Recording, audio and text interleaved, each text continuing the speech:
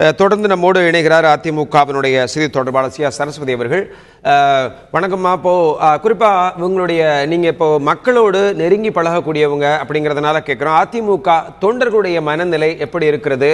ஏன்னா ஒட்டுமொத்தமாக அதிமுகவினுடைய பொதுச் செயலாளர் சசிகலா அவர்கள் சட்டமன்ற குழு தலைவராக ஒருமனதாக தேர்வாகிறாங்க. இது பற்றி உங்களுடைய கருத்து? இல்லைங்க, உண்மையிலேயே 99% தொண்டர்கள் நல்ல மனநிலையில் இருக்காங்க.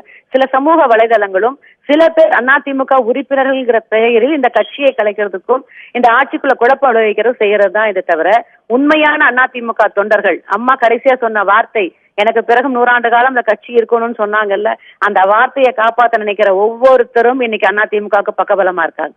இந்த பக்கபலமா இல்லைன்னு சொல்றவங்க யாரும் உண்மையான அதிமுக காரங்க கிடையாது, நிச்சயமா கிடையாது. இந்த கட்சி இருக்க வேண்டும், இந்த ஆட்சி இருக்க வேண்டும், இந்த இரட்டை சின்னம் இருக்க வேண்டும், அம்மாவுடைய அத்தனை திட்டங்களையும் கொண்டு மக்கள்கிட்ட சேர்க்க முடியும் அப்படின்னு நினைக்கிற யாருமே இந்த கட்சிக்கு ஆப்போசிட்டா கிடையாது. இது ஆப்போசிட்னு சொல்றவங்க உண்மையான அதிமுக கிடையாது.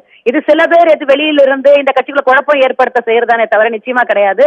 நாங்கள் ஏன் மாண்புமிகு சின்னம்மா அவர்களை பொறுப்பெடுத்துக்க சொன்னோம்னா, 33 வருடங்கள் அம்மா கூட பழகினவங்க, அவங்களோட ஒவ்வொரு அசைவும் தெரிஞ்சவங்க, அம்மா எப்படி ஆட்சி நடத்துறாங்க, அம்மா எப்படி கட்சி நடத்துறாங்க எப்படிங்கறத ஒவ்வொரு நிமிஷமும் கூட இருந்து பார்த்தவங்க.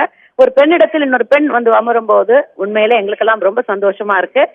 அம்மாவின் வழியில் இந்த இயக்கம் தொடர்ந்து நடைபெறும். அனைத்து திட்டங்களையும் மக்கள்கிட்ட கொண்டு போய் சேர்ப்போம். நிச்சயமாக இது ஒரு நல்ல ஆட்சியாக அம்மாவுடைய ஆட்சி போலவே இருக்கும். அம்மா வழியில் இது பயணிக்கக்கூடியதா இருக்கும்.